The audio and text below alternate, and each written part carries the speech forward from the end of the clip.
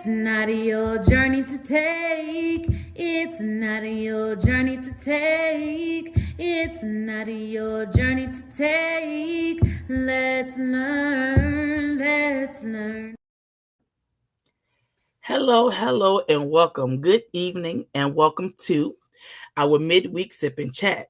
Not Your Journey to Take is our main frame for all the things, but we are focusing on Prioritize Me. Prioritize Me is a subsidiary of Not Your Journey to Take, and we have a special guest today. So my name is Keisha Mason Campbell. I am the author of Not Your Journey to Take, and I am also um, Prioritize Me. I am your host. I make sure that when we come in, we have such a great time and you do not leave the same way that you came. This is week 2. We have been talking about setting boundaries. And this is week 2. And week 2 is learning how to create a boundary. So our special guest who has been joining us and will continue to join us through the month of August, it's Miss April. Come on, Miss April, come to the stage. How are you?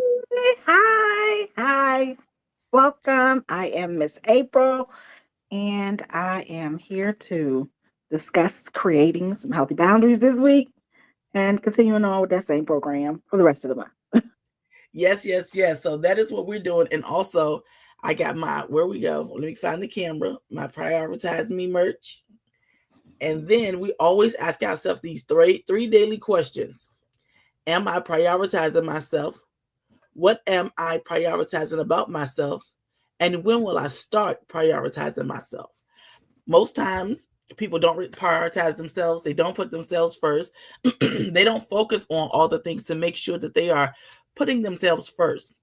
They think of it as being selfish, or other people. Let's be clear. Other people think of it as being selfish, and it's not Yes. selfish, because for me to pour into you, April, or give you anything or be there for you, my cup got to be full, or at least halfway full, for me to be able to share anything. So our topic tonight is creating a healthy boundary. So I am going to let April kick off on telling us, maybe giving us a situation, because we're going right into it, because we try to keep you on for about a good hour. We want you to be able to communicate with us, share with us. If you post anything, we'll respond, all the things. But we're going to have Miss April come in and just talk to us about a situation where she needed to set a boundary, how she Oh, identified it, how she identified she needed to set that boundary, and then how did she go about setting that boundary, and how was she able to implement that boundary. So, Miss April, take it and run with it. um, well, I feel like I've been put on the spot. I ain't have a whole lot of scenarios planned for the night, but I go back to our last sip and chat when I addressed work and saying no, giving alternative to uh, being at work and taking on more than I felt like I could handle or would be able or wanted to handle anymore. Um, at work, it's easy for them to just say, April can do it, or April, can you take this on? And I stepped back and said, well, somebody else can do it. Um, and that's where it wasn't a complete no, but it was an alternative. And even though no is a complete sentence, as we learn, um, but I started with giving alternatives to accepting and taking on what I wasn't comfortable with anymore. I love that. So let's lean into that. That is how you identify where you need to set a boundary. When you know that, one, you're not comfortable, two, you don't feel like you should be responsible. Oh, wait, look at my shirt. Oh, there it is. um you see, thank you. So you see how a situation presented itself, and you needed to make sure that you prioritized you. But in order to do that, you could have just said no. You could have Right. just left. You could have not been bothered, but you found a solution for them. You didn't have to, but you did. So when you're jumping in from once you find out what it is you could take, what it is you could tolerate, what it is your triggers, and all of that, you get this fear of change, rejection, and all of the other feelings that come with it. Um, but in order, you don't just jump from I take everything, I do everything, and then become a whole new person by saying no. And so, for comfort level, for security and balance for yourself, and sometimes for others, but mainly for yourself, you ease into creating that boundary. And eventually that boundary may just be no, but for the time being, giving alternative solutions, um, and but communication. Because if I would have just sat there and just avoided it, they wouldn't know that that's my boundary. They just think that um being disgruntled or something like that. So to create a boundary where you need it to be, you have to start by communicating. Yes. And sometimes that communication is like, okay, I'm not going to go. I'm not going to do. I'm taking time for myself. Sometimes it is just straight into no. Um, and that's how you begin to create those boundaries without over explaining yourself. And and people do that a lot. Because they feel like, well, people make you feel like you have to give them a reason. So if you're not showing up and you're not doing what they're asking of you, whether it's at work, personal, it doesn't matter. When you show up for yourself and they're expecting other things of you, and you say, no, stop, I can't, I'm not going to, that's not in my job purview, or whatever your reason is. First of all, we don't have to provide one. The answer is no, which is a complete sentence. Mm-hmm. But if you do, that's your choice. But that's making them feel good. That's for them, not so much as for you. And they expect you to give a reason. It's like you tell me no, and I'm bracing myself like, okay, you saying no, but why? Why? You don't have to give me that. You don't have to provide any of that. Right. That is absolutely a choice for you. If you decide to um, give me a reason, if you decide that you want to provide an excuse, or if you wanted to give me some alternative, that is absolutely your choice, but it's not required. It's not, but I feel like sometimes when you are transforming yourself, not anybody else, when you're making the change to prioritize yourself, sometimes no being a complete sentence is shock therapy. And so some people aren't ready to jump in the deep end with their boundaries.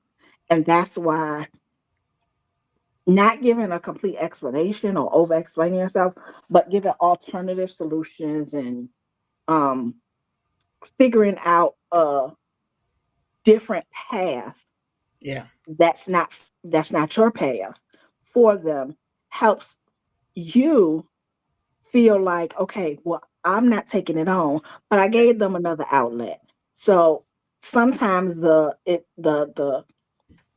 no is not just for that person, but also for yourself. And that explanation or that alternative is not just for the other person, but to ease the guilt that Yeah. you start feeling when you begin to change and prioritize yourself.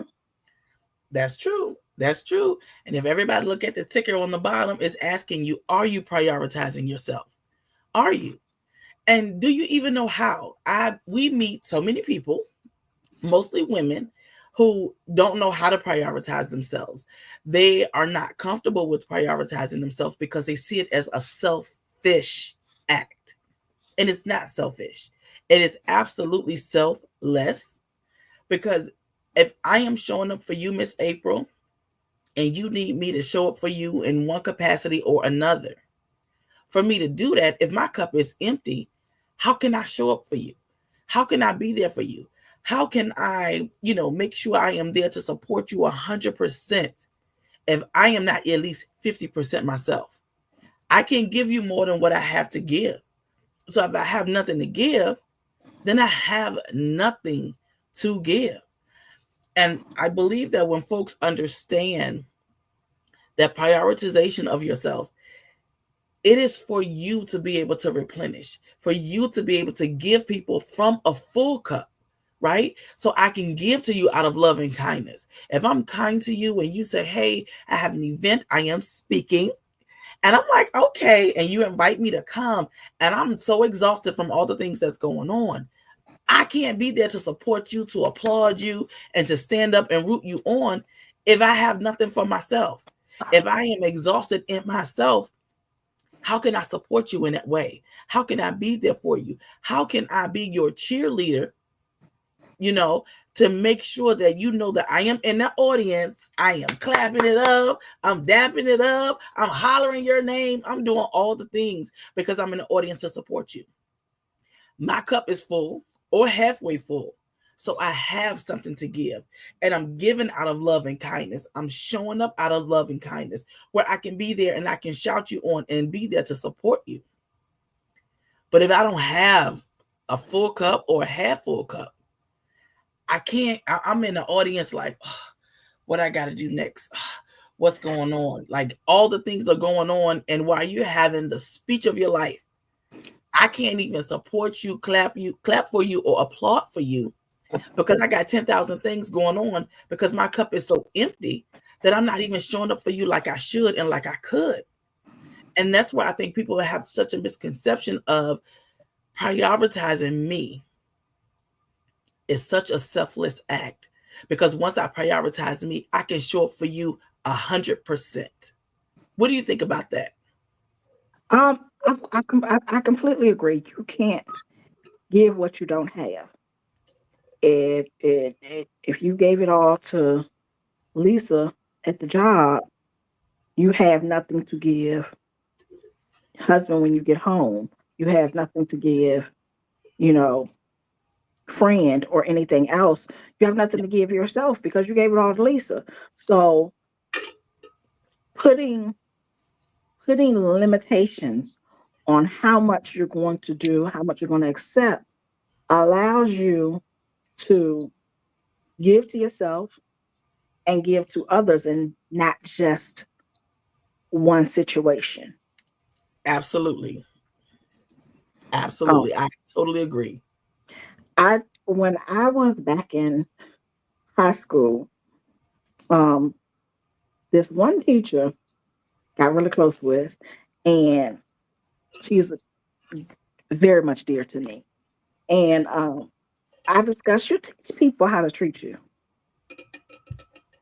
I'm very firm in you teach people how to treat you, and if you continue to allow them to just throw anything at you, and you catch it, and you do, and you accept all of these things, then that is how they will continue to treat you and continue to give you um, until you are confident in in yourself.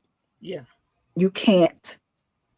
It's going to be hard to set a boundary, and it's going to be hard to maneuver around changing how people treat you and teaching others until you can learn to treat yourself.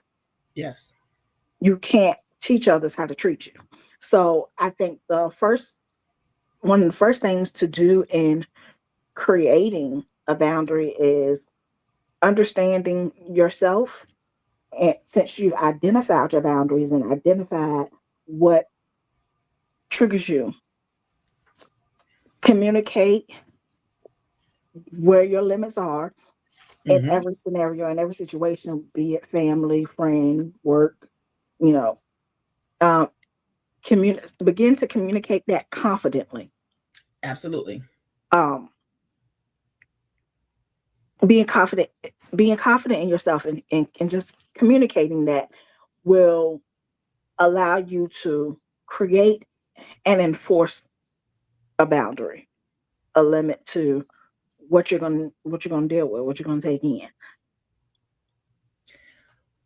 So, and we know you can set boundaries. We know you can set boundaries, Miss April. But at where was a turning point?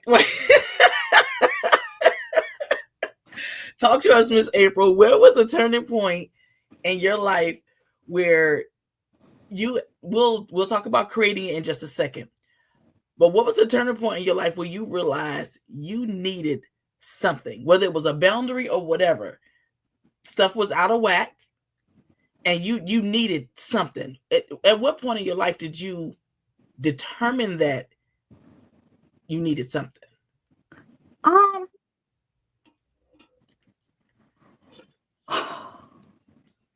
um,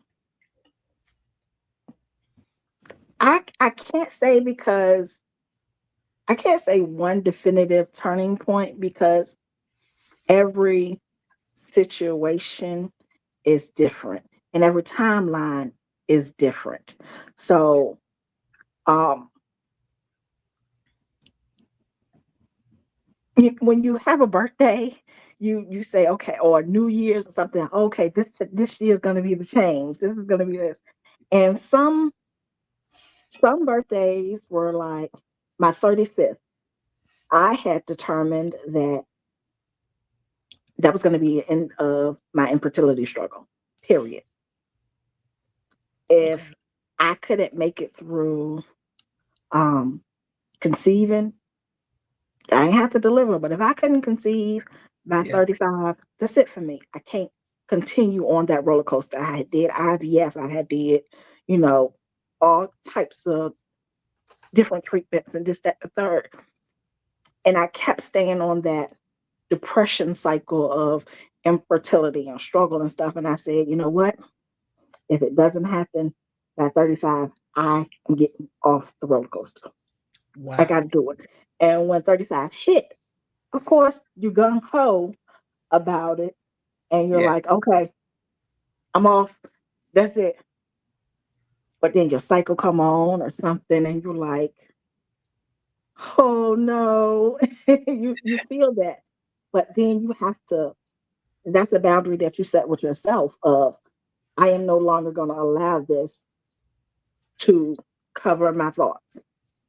I'm Mm, not going to allow this to take over my actions and my perception of the world and everything else. This is what I told myself. This is the boundary that I set for myself, and this was the plan. So that was that. That was the limit that I gave for infertility and stuff like that. When I decided, um, um, I put the boundaries in at work after the workshop, and deciding I'm not gonna take on this stuff. Like I can't let the stress from this job take me over. So I need to now limit myself because they're gonna keep going when I done fell apart. So different situations came at different times. So it wasn't just one. But oh, this year, um, I decided my new boundary was to not limit myself ooh, because uh, so many times I can, it's easy for you to allow outside entities and structures and people and situations deter you from the yes, things that you actually want to do. absolutely. Um, and so that again goes into taking on everything. So my new boundary was I'm going to stop limiting the things that I want to do or making myself small to accommodate everything else. So I'm gonna push everything else off and do the things that I want to do the things that make me happy. And sometimes I can't go to everything. Sometimes I can't do everything. Sometimes I can't be everybody for you. And because I like this and this, what I like interferes with what you got going on. So I'm gonna choose me. That. I love it. That part, choosing you. Something you touched on, and we're gonna bring this back up. You touched on it last week, but I think it's important to talk about it today. You talked about setting a boundary with yourself and for yourself. Mm. A lot of people don't. When a lot of people think of boundaries, they're thinking of saying no to everybody, not being bothered with nobody, like the negativity that's associated with prioritizing yourself, that comes from selfish people who has created that narrative, which that narrative couldn't be far from the truth. You just have a very few people who create this narrative that prioritizing me is a selfish act and it's all about me, and that couldn't be further from the truth. Prioritizing you is making sure that your cup is full so that you can show up for others. And so you made this comment last week, so we got to circle back to it this week because you just said it again.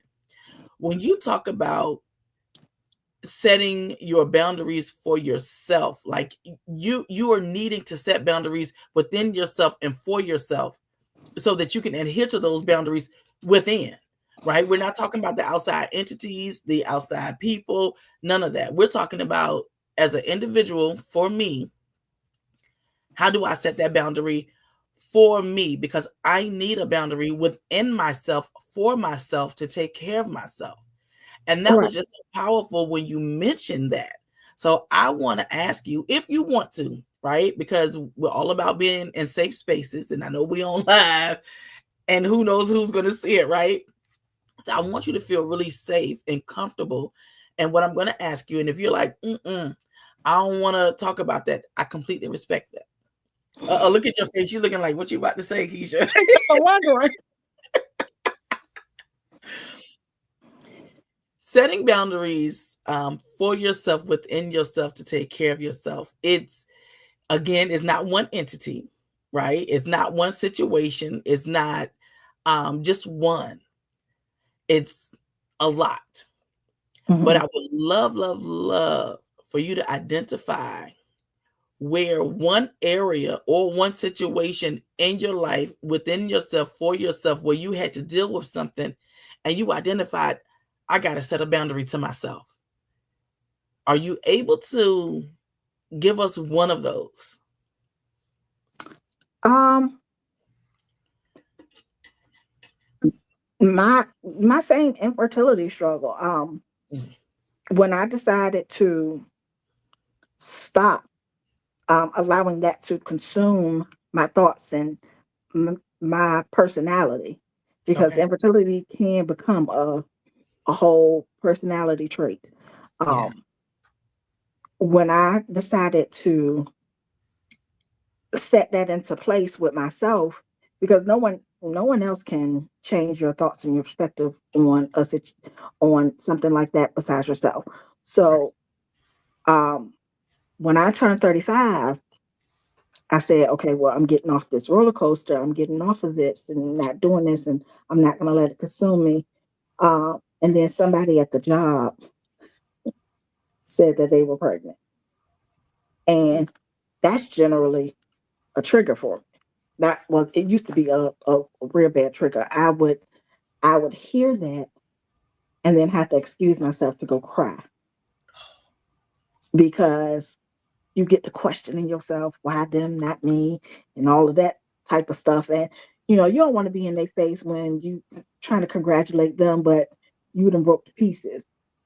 Um, Oh, wow. Yeah. but when I said I'm getting off this roller coaster, and then I heard that, my first instinct was to cry, but then I said, April, you can't let this. You have to control you. You said you're not gonna let it take over your life no more. You said you're not gonna let this stop you from being happy in other situations and stuff. So I had to tell myself, April, this ain't your tear to cry. This is somebody else's joy. You gotta talk to yourself and tell yourself that you have set these rules for yourself. You have set this boundary for yourself. And so that one was really tough because my first instinct was to jump off the deep end with all the negative thoughts. But I said, you know what? I decided not to stay on that roller coaster. I decided that This is where it ends for me. So I'm just going to take in this information and be happy for them. I'm not going to dwell on it as I usually would. I have to move past it. Now, in that same token, Hmm. I have to understand the limitations of my boundary. Yeah. I'm not going to continue to sit in there with something that I know triggers me. I'm going to congratulate you. I'm not going to let the thoughts consume me, but I'm also not going to sit in the group where we're talking about pregnancy cravings and this, that, and the third. So that was the boundary for the boundary. Okay. Okay. See, I love that. And infertility, and I have heard women speak about that. Um, it just seems like from the outside looking in that people just want to pour into you. They want to just always want to help or give you their advice or their doctorly advice about, what they did to, get pregnant and things of that nature. It's like they want to offer so much. Oh, if you eat all the rice in the world, you'll be pregnant in like a month. If you, stand on your head and do a couple cartwheels and, drink some ginger, you'll be pregnant in like a month. Like I've heard people come up with some of the craziest things to talk about how somebody can get pregnant. But then you encounter people and you be like, you got a baby, right? And no harm and no disrespect to those people. None Facts. at all. But the perception, you be So like, you got true. a baby. Okay. You know what I'm saying? And then you look at the ones who want it, right? And who wants to nurture and they have the means to do it, and not just financial means, but just the love, the caring, the home, the everything that you need to take care of a kid. Some of those persons, it just takes either so long to happen or it doesn't, right?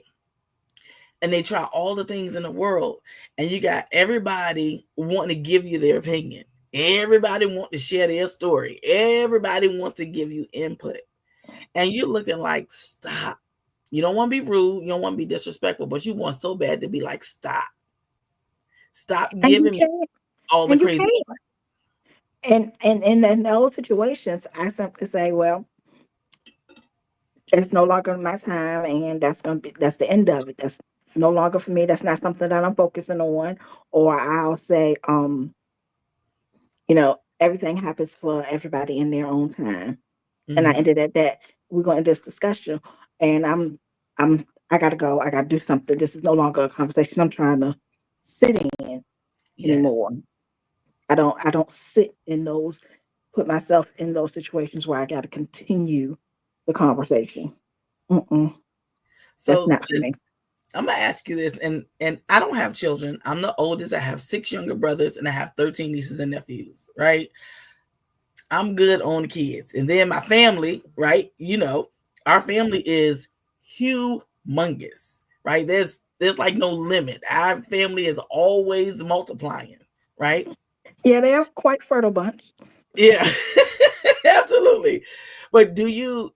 So I have gone out places, and a person will approach and start talking, and they'll say, "Well, how many children or how many kids do you have?" And I'm looking like, is that the first question you ask me when it comes to children? How about asking me, It's a "Do I very have?" normal conversation for people. Unfortunately, because those people don't deal with infertility, bringing up how many children somebody has is a very normal thing in their everyday conversation, because the normal procedure of life is to just, grow up and then you have children. So them feeling like, oh, you must have kids, you grown. Eh, not every grown person has a child. So No. because they've never dealt with infertility. That's not a question that I would generally come out and ask, because I have experienced that Yeah. situation.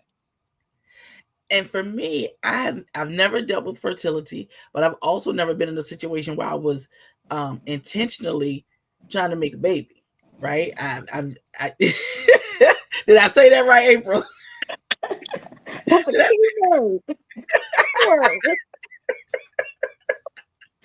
Well, intention is serious. right, right. I never allowed myself to get in that situation to intentionally try to make a baby. And so when I have the conversation and people will say, well, how many kids do you have? And you're looking like, how about a sign of respect in our conversation and ask me, do you have kids? Right? And then they look at Mhm. me sideways like, what? And I'm like, ask me, do you have children? Don't just assume. And You know, so, when people jump into conversations like that, the easiest way for me to just jump over that and they tend to be acceptable with it. But then you have some old superstitious ones and da da da. Um, I just say God didn't bless me with that. That's not my journey. yes, I That's like it. that I like it. that's not my journey. God didn't bless me with that. So he See, saw he wanted me to travel. So, and that's my love. I love so traveling. you know, I So yeah, started saying that, started doing that, and people be like, "Oh, okay." They shocked, like, because before I used to be that person who like, I'm trying, we working, you know, we got this going on, and you know, then I'm feeling heartbroken and everything else because that topic came up, but yeah. not no more. I God done blessed me with that. He gave me a passport. I love it. I love that response. That talks about our ready responses because So let me share you with everybody this. We host events which are free. We have workshops which are paid. And the events we help you to understand in what areas of your life you need to prioritize yourself. We don't necessarily take you to prioritizing yourself because that's what we do in the workshops. So in the workshop, we help you to prioritize yourself. We help you with ready responses. Like it's a whole event that we deal with in the workshop. Before the actual just events is called Me Prioritizing Me events. We just talk about identifying areas in your life where you need to prioritize yourself. And in the workshops, we talk about, prioritizing yourself, helping you to prioritize yourself in the ready responses. Well, Miss April has been to the event and to the workshops. Okay. The workshop we had like a year ago, um, fourth quarter, fourth quarter, I think it was. And then the events we have like once every quarter that leads up into the workshop. And it just helps you with identifying some things about yourself and it helps you with creating boundaries, right? Boundaries are necessary. It's not a bad word, it's not an evil word, it's not the worst thing that has ever happened. Creating a boundary is making you find you, be comfortable with you, learn that no is a complete sentence so that you can show up for yourself and show up for others out of love and kindness. You can't show up for others out of love and kindness when your cup is empty, right? We need the cup to be at least half full or all the way full, and that allows you to be able to show up for others. But when you can't show up for yourself, you definitely can't show up for the next person. Not out of a good spirit, right? Not out of a good place. And that's why I need you, when you have those good endorphins and you're laughing and you're happy, you're giving me happiness, you're giving me love and kindness, and you're showing up for me in that way. And then I receive it that way. And guess what? Then I pay it forward to the next person by being able to show up for them out of love and kindness. So prioritizing yourself helps you to set boundaries and help you to be able to show up for others. So Miss April has participated in our events and in our workshops. So I want you just for a few minutes, if we could, talk about your experience at the event and then talk about your experience in the workshops. So in the event, we kind of we go over the general aspect of different areas, like you said, that we show up for, where we just, okay, say, in this area, where are you feeling like you're overwhelmed or misunderstood or triggered and stuff like that. And so you're able to say, okay, well, this is what I feel, this is what I know. And then you're able to take that home and sit with it because you've now identified it, and you can think about it and think about how how it's triggering you, Yeah. how it's stressing you, and then question why. But these are but it's basically self-serve in that aspect. Whereas at the event, we we dug deeper into these areas. We found them areas.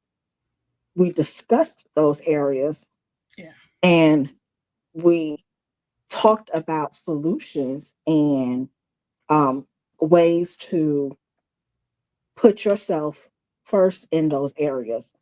Um, Giving examples, giving um, ready responses, and understanding the issue and stuff like that. So in the workshop, it's more of a dine in, and in the event, it's more of a self serve. Ooh, It's kind of like takeout. I like how you did that. I like how you did that. Okay, so I'm gonna repeat what Miss April said. The event is like a takeout, and the workshop is like a dine-in experience. I Hmm. love it. I love the way you identified the two, because honestly, people ask a lot of questions like, well, what am I going to get? What is it going to do? And it's a lot that you get out of it in the Because event. everything is on the menu at either event. Everything is on the menu. So you're going to see in the event, you're going to see all the things of prioritizing you, speaking on the rate of responses, Noah's complete sentence, and all of these things, but you're not going to get to the meat of it while you're there because it's an overview to prepare you Yeah. for the entree if you come to the workshop. So it's fast food for you. It's on the same menu. We all got it. This just a hamburger, and at the workshop you're gonna get the steak. Same This, meat, yeah, same meat, just just in a prepared different different. different Slow, way. slow. You can't take this steak out to go. It ain't gonna give you the same feel. It ain't gonna fill you up the same way. It is not. It is not. So, Miss April, I want you to take the stage for a few minutes, and I want you to, if somebody was questioning if I should participate in the event and or the workshop, because I feel like you should come to both. I feel like you should experience both. But I want to give you the stage to talk to anybody out there that may be watching us. We got some folks on Facebook. We got some folks on YouTube, maybe even on LinkedIn. I want you to be able to, and maybe Instagram, not sure, but just have a conversation with the people about participating or coming to our event and coming into our workshop. So I'm going to step away, not away like away, but I want to give you the stage. I feel like if you are apprehensive in understanding what um, prioritizing yourself is and understanding yourself, a beginning step would be to take the event. Go to the event and just get an overview of what it is to put yourself first, um, and meet and discuss with others, um, either similar situations or some situations that you've been in that you could offer help to. Because sometimes hearing others and situations can help you understand your own and put your best self forward. And if you are ready to take the big step in figuring it out and seeing it through, I think the workshop would be best for you. So if you're apprehensive, you're not ready, but you want to, you just want to get your foot in there and figure out what it is. Is this the time for you? I think taking the first step would be going to the event, speaking to the people, seeing, understanding, getting a general overview. And then once you see that, hey, this is something that I might need to do, I might need to implement into my life. I can't take this on my own. Then prepare yourself for the workshop. And that workshop is actually going to work you through it.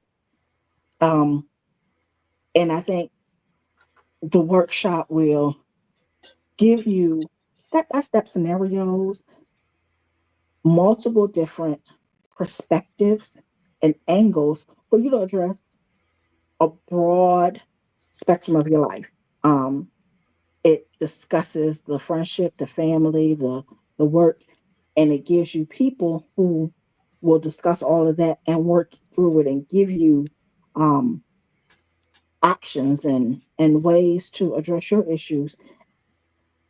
So I think that is the best way to describe that. I've been to the event and I did it kind of backwards. I went to the workshop, then I did the event. And I still took away a lot from both. Um, I was able to implement some strong boundaries and things from coming from the workshop. And then when I went to the event, it kind of solidified some of the things that I was in and gave me the ability to address others and give them some support in their beginnings. April, thank you so much for that. That was so awesome. That was so awesome. So I thank you. I thank you for that. And I thank you for your perspective. And I thank you for sharing. A lot of people want to come to workshops, want to come to events, and they have no idea what to expect. But for prioritizing yourself, so much is going on in this world today. This administration is lost its mind. The people supporting this craziness. Listen, it's crazy. And there's Mm. no way to really um how can you say it? There's no way to really like fix it, right? They have just lost their minds. And for you to focus on your mental, for you to focus on making sure that you're okay, making sure that you're showing up for people. It's hard to do that when the administration is doing all the things that they're doing, and then you're trying to focus on family, you're trying to focus on friends, you're trying to make sure that all the things are great, right? Is that a net? Did you see that? Look, was that a net? I don't Was know, but before you up, that was that a net? Change the whole conversation. I it apologize. kind of did. So I'm just gonna say people need to learn how to prioritize themselves with what's going on in the world today. I mean, and not just the administration. And the administration, it's always a domino effect, right? Of anything that Mhm. happens in your life. And so with this administration and the things that they're doing, it doesn't really leave a lot for us as individual citizens, except for us to come together as a group. But in order for you to get your mind right and to come together with others, excuse me, so that we can make things happen. And in order to do that, I've got to what? Prioritize me. I got to make sure that I'm good so that it'll allow me to be able to show up for you. And then when it's time to mobilize and for everybody to get together, for me to do my part, I will be able to do my part because I am comfortable with me. I'm happy with me. I'm happy with me to a degree where my cup is full or at least halfway full so I can show up for others. I can show up for you, April. I can show up for the movement when the movement say, let's make a move. When the movement say, let's, boycott this or let's boycott that or let's not do this or let's all do that or let's all get together and do these things. I can't do it if I ain't comfortable in my skin. I can't be ready to be a participant in anything if I am not okay. And not just with this administration, but it's also with yourself, with work, with family, with friends, with your relationships, any type of relationship. If you're not happy with yourself or at least comfortable to a degree where you can prioritize yourself and put yourself first, if you can't do that, then you can't show up for others. And if you do, you showing up for them is out of obligation. It's almost like, what you need now? Go ahead. When When setting my boundaries with people, um, one of my absolute favorite quotes, and I tell myself, you either gonna die a hero or you're gonna live long enough to see yourself become the villain. Ooh, And when I set that boundary, you either going to stop and be the hero in their eyes, or when I set this boundary, you're gonna see me as the villain. I And like. either way, I'm okay. I'm either gonna die the hero in your eyes, and that's gonna be the end of us, or I'm gonna live long enough to see myself become the villain in somebody else's fairy tale. And I'm okay with that too. Okay, listen. I think first of all, let's not move past that quote like that. You say you either gonna be the hero in their eyes or you're gonna be the villain. I Yeah. like that. I that is When so you set that precise. boundary, you either gonna be the hero or you're gonna be the villain. Everybody got a role to play. See, and you And and you were so I precise decide with I'm gonna be the hero in my story. that. Right. You can be the hero on yours. And if when I set this boundary, Hmm. I become the villain, hey, look at me taking on two roles. I love it. I love it. Now that's awesome. And I wonder if anybody that's watching this, whether they're watching it live or watching a replay, can relate to that.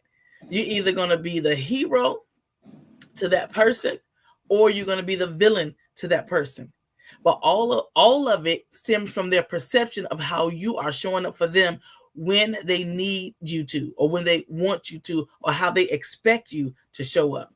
You're either going to be the hero in the story or the villain. Love it. That is so precise. That is so exact. Everybody know who's considered a hero and everybody know who's considered a villain. When we think about Batman, we think of Batman as the hero, and we think about the Joker as what? The villain. So when you think about yourself being the hero in the story, do you try to be the hero? Or what is your goal? Whose story is it? It's my book. Mm, It's my book. Whose story is it? see? And people don't think about that.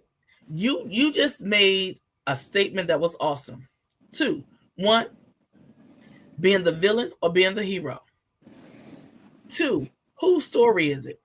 Well, I probably put it backwards. Should have been whose story is it first, and then showing up as the hero or the villain. Either way, it is your story. You You know, dictate how the story goes. once you create the boundary, you have to start becoming comfortable with being both, playing both roles, and being okay with that because it's your story. That's their story. That's how they frame you. That's how they think about you. Be the best. Be the best villain that you can be, in order to make yourself the best hero you can be. Listen, I gotta give you some dap on that. I gotta give you some on that. Cause you do. If you're not the best at whatever it is, you'll always be in that middle space and you'll always be questioning what's good. So instead of putting yourself in a situation to question what's good, be the best villain and the best hero according to that situation that you can be. Because people will paint you out to be whatever they want you to be, whatever is not serving them. If it's not serving them, they will tear you to pieces. If it is serving them, they'll probably be quiet as a mouse. Let me just ask you. Let me just say this: if if you are the hero in your story, why are you expecting any of the villains to save you? Mm, Why? Why? Houseway, we got to repeat that you have again. to save yourself if you're the hero in your story. You Yes. cannot keep waiting on the villain to come here. Now Mm-mm. we can live in a land of all heroes, then we wouldn't need as many boundaries. Let's keep funky. We don't. So in this story, I'm the hero. I'm saving myself. Now in your story, I'm the villain. I'm not coming to save you. Saving me. That's right. And Don't they make no should be sense. saving themselves. They should be saving themselves. They should be focusing on themselves. You're absolutely right. I love it. And it makes sense. It absolutely makes sense. And I think people try not to make it make sense because, again, people are self serving for the most part. Not all people, not in all situations, but for the most part, they are self serving to some degree. But this also goes back to when you set up a boundary with people who are take type people and always need something. Mhm. You can't save somebody who ain't gonna try to save themselves. You can't do more for somebody who ain't doing nothing for themselves. So in their story, they not even the hero or the villain. They just a constant victim. Yeah. They an innocent bystander in their own story. I am not about to play a background character to my own book. That just don't make no sense. So that's what we got. We got three characters. We got the hero, we got the villain, and the victim. The victim is always, I need, how can you help me? Can you do, can you show up for me? Can you do all the things? The hero and the villain gonna always take care of themselves. The hero will take care of themselves and then take care of others. The villain is just gonna take care of themselves and by any means necessary. The victim will always cry wolf. I need, can I get, can you give? Hold on, I'm gonna listen. We're gonna be focusing on that on the next time. Okay. Yes. Yes. I think that is extremely important. And with those three characters, the people that's watching it live and people that's watching the replay, which one are you? Are you the hero in your story? Are you the villain in your story? Are you the victim in your story? And whatever you are in your story, how do you show up in everybody else's? Are you going to be their hero or let somebody else be your hero? Are you going to be their villain? Are you going to be the victim in their story and in yours? How do you want to show up? If you are always crying wolf and always the victim, you will never set a boundary. You will never prioritize yourself as a victim. Because most people who have the victim mentality wants to stay in that because they like that attention that they get. So each new person that they encounter, they want to be the victim again and again and again and again. Excuse me. And if you are the hero, you can show up as the hero in your story and in the next story. But to do that, you got to prioritize yourself. You got to put yourself first. You got to fill your cup so that when your cup is full, it'll overflow and you can give to others. As the villain, your cup can be empty, your cup can be full. It don't matter. By any means necessary, the villain is getting what they need, how they need it, when they need it, from who they need it, by any means necessary. And the villain doesn't pour into anybody else. The villain just take for themselves, and they are always individually good. Not anybody else around them. The villain is always individually good, individually showing up for themselves, individually being okay, individually living on his high horse, individually living in his big house and not sharing anything. The villain is always, I need, can you, I don't have, I just want to be all Or those. or incessant on bringing that hero down and making sure that hero know that they not above them. Right. See? And that's another part. And I think people just don't get it sometimes and they need a little push. Just a push. Or just something to open their eyes to realize, oh, I've been playing a victim. I'm the villain. I don't want to be that anymore. I want to be a hero, the hero in my story. And I want to be able to have so much in an overflow that I can pass it on to others and help others too, so that they can be the hero in their own story. I would, in an ideal situation, I would be the hero of my story and the sidekick in yours. I'm okay with that. I don't need to be the villain because I ain't got no anger towards you. I ain't got no need to bring you down. Let me help you. I'm be Right. sidekick. You Batman in your story, I'm gonna be Robin. Over here, I'm Batman. You can't be Robin. Yes. And that's how we're supposed to show up for each other. So when your cup run over and you are so full and you're giving to the next person, you can be Batman in yours and Robin in theirs. And it's nothing wrong with that. And it doesn't hurt anything. Everybody's story is different. Everybody's situation is different. So if I'm But you Batman in gotta mine, but you gotta set that line so that that Batman from over there don't come over here thinking that they the Batman. And then right, you become the Robin or the victim in your story. And that's just not what you need, what you want to be. So understanding that and communicating, hey, this is my book. You go over there, to your book. right. And that's the That's boundary. And that's where boundaries come into play. That's exactly where boundaries come into play. So I'm Batman in mine, you Robin in mine, you Batman in yours, I'm Robin in yours, and you don't overstep. So you're not Batman in mine. Just here go our boundaries. We respect them and we respect each other. And so, you can't come over here taking what I got and changing what we got going on over here. We can support each other so we can all win. And there's space for all of us. yeah, they got many multiverses. Yes, yes. You see that last Spider-Man where the young black guy was the Miles. yeah, Miles. He was a Spider-Man and different things was happening. They had a little girl, they had grown people. Like it was a multiverse Spider-Man movie, which I thought was pretty cool.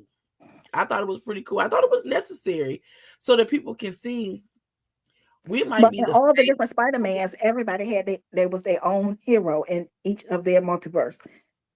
Period. Right. And that's what I was, yep, that's exactly what I was going to. Absolutely. We are all the same to some degree, but we also differ, right? We have more alike than we have different, but what difference separates us that allows all of us to be the hero in our story. And then for us to support each other in each other's story. There's so much for everybody to win, but you got a select few that's like, I want it all.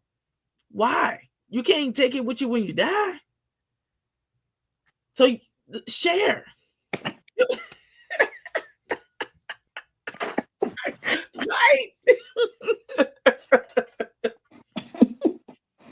And you can take it with you, but you find so many people would rather just be selfish with it.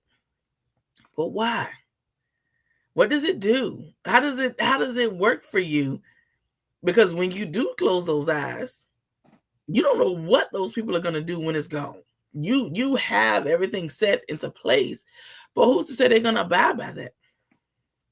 Because ain't nothing you could do when you gone. They No. took they took everything that they could while you was living, and they Hmm. about to scramble and take everything that they can from you while you gone. Yeah, I agree. I Because absolutely they about to move on to the next person that they can keep getting from. right. And those are those people that they ain't trying to work hard. They just know, listen, you got it. I want it. How can I get it? But some And of us don't mind working. that's why you determine what you're going to accept, what you're not going to accept, and learn to get comfortable with saying no. Get comfortable with um, creating your own corner in the world, making sure that your book has many pages for you and not for everybody else. You can't keep on putting all the dedication pages, and then your story will never be there. That's right. And people don't understand that. They don't realize that you are the author of your own story. You dictate how it is told, if it is told. But to make sure that you're comfortable in your skin, what's wrong with setting healthy boundaries? You know, what's wrong with making sure that you are comfortable in your skin and making sure that you show up for others as you would have them show up for you? You know what I'm saying? So I think, how can you say, setting healthy boundaries gives you an opportunity to show up for yourself, right? We know that to be true. And then we have prioritizing ourselves is a tool to be able to set healthy boundaries. So as I begin to set my healthy boundaries, that's a tool to be able to do that. So I prioritize myself, and then I find out in areas of my life where, you know what, I need to set some boundaries. I need to set some healthy boundaries. Let's be specific, because people are like, let me set a boundary, but that boundary is not necessarily a healthy boundary. To determine the difference between the two boundaries, setting a boundary is no matter who it is and what it is, I'm just shutting it down and this is it and I won't be bothered. That's an unhealthy boundary to me. A healthy boundary is when you consider those things around you, but consider yourself first. And does that serve me? Yeah, because I'm not gonna put the same boundary in place for my mama, my sister, and my husband. They No. it's different situations. Mm-hmm. Um, I'm not picking up calls from my sister because she's draining my energy. That's the boundary I'm having with her. I'm only taking one call today. I'm not gonna set that same boundary for my husband when I need him to I need to talk to him, or I need to be able to, know what's going on with Yeah. him. See, and that's right. And I think that's what people need to understand, when you need to identify those areas of your life where you need to set those boundaries. And when you're setting those boundaries, you start off by prioritizing yourself, which helps you to identify when you need to set a boundary and identify what boundary you need to set, because you said it perfectly. You can't set the same boundary with your parents, your siblings, and your husband. Everybody is different and their role in your life is different. So you Because if I can't. say I'm not taking no calls from nobody, no time, period, somebody gonna be knocking at my door because, like, okay, she ain't all the way there. I know she set a boundary and she prioritizing herself, but is she alive? Like, you got to be reasonable Yeah. with what you're doing. Somebody got to know something. So Yeah. again, I'm not gonna put that same boundary. I'm not gonna shut down everything and say, "Oh, I'm prioritizing me." Blah blah blah. That's not prioritizing you. Now, Mm-mm. now, don't get me wrong, because not showing up for others is showing up for yourself too. But you also want to make sure that you can still be able to show up for, your husband, but the the family aspect, they drain your energy. You don't have to take Mm. that in. That's true. That is absolutely true. So we know we have been on for an hour, so we definitely want to be respectful of your time. So before we walk away, and listen, we'll be back next Wednesday. We have an entire week of month of August weekly series, and I will prioritize me midweek sip and chat with Miss April joining us. Yes. So Miss April, before we tell everybody we got to go, um, what do you want to share with them about you prioritizing yourself, and things that you will want to share with, you know, a group of people that you otherwise wouldn't be able to share? Um, Always be willing to evaluate yourself in order to set those healthy boundaries. Learn yourself. Learn the things that you like. Learn the things that you don't like. Um, in order to set those healthy boundaries for yourself. Um, so enjoy, enjoy, find joy in order to set boundaries. Um, because if you set boundaries only in frustration, stress, and anger, you're likely to not keep them, not maintain them, because it wasn't healthy. I'm taking a picture of us. So find the joy, find the happiness, so that that boundary is encompassing that joy and that happiness versus blocking out just stress and frustration. I love that. Listen, I was doing a little video of us.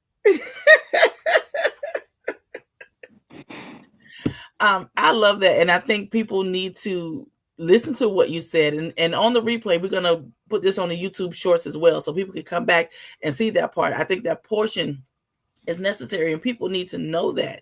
Prioritize yourself. Learn how to set healthy boundaries. Learn how to create a boundary, and that's what we're doing for the next. We got 2 more weeks in August, so we got 2 more weeks with our midweek sip and chat, where our topic is all about healthy boundaries. Last week was identifying when to set a boundary. This week was creating a healthy boundary. And then you got to come back next week and find out what week 3 is about. But I think you're going to be very interested. So please watch our replay from last week, this week, if you missed it this week, and then next week, catch us live. And I want to tell everybody, have a super fantastic day on purpose. And in everything that you do, do it out of love and kindness. We'll talk soon.